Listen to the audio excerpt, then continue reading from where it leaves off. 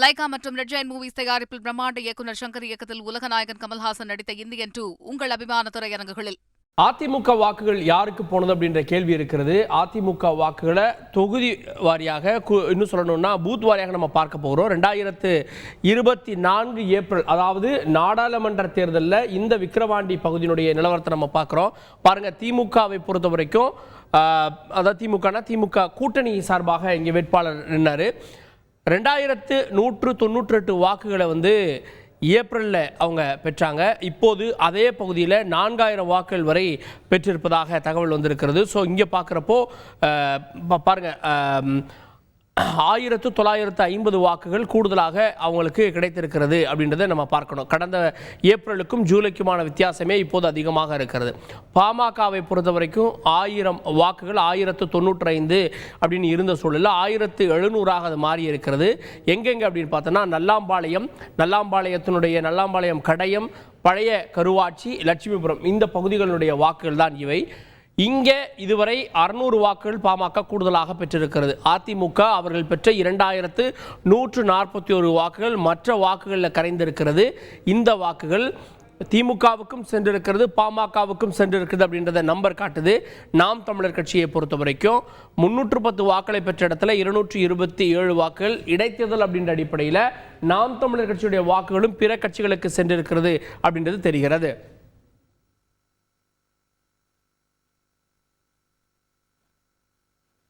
Okay, தொடர்ந்து பகுதி வாரியான நிலவரங்களையும் நம்ம பார்க்க இருக்கிறோம். நான் திரு TKS இளங்கோவன் அவர்கள்ட்ட அதிமுக பெற்ற வாக்குகள் இந்த 4 பகுதிகளிலே 2100 ஓட்டு.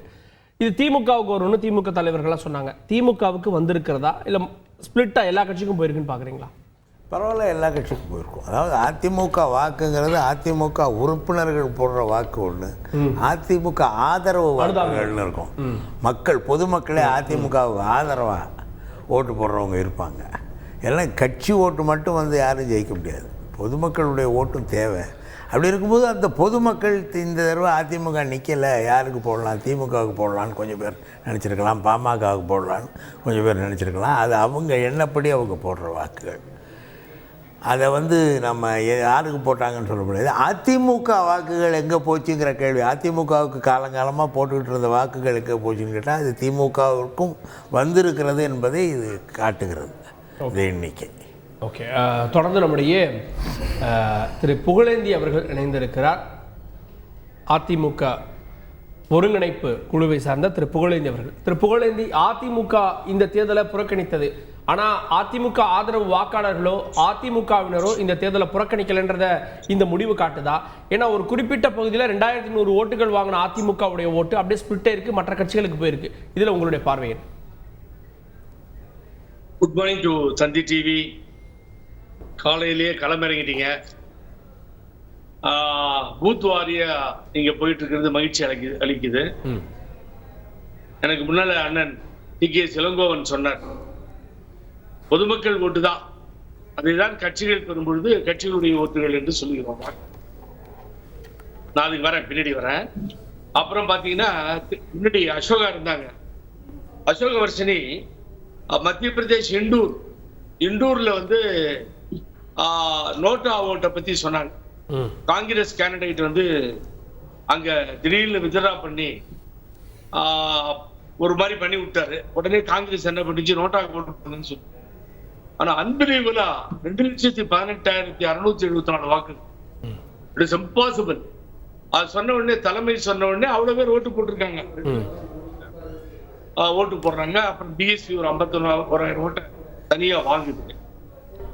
ஆனா இங்கே தலைமை ஏற்றிருக்கின்ற அனைத்து இந்திய அண்ணா திராவிட முன்னேற்ற கழகம், அந்த கழகத்திலிருந்து அந்த தலைமை ஏற்றிருக்கின்ற எடப்பாடி நோட்டாக்கு போடுங்கன்னு ஏன் சொல்லியிருக்கலாமே, எங்களுடைய வாக்குகள் வீணடிக்கப்படுதுன்னு சொல்லி. நோட்டாக்கு கம்மியா போட்டா அதுதான் அதிமுக வாக்குன்னு சொல்லுவீங்க.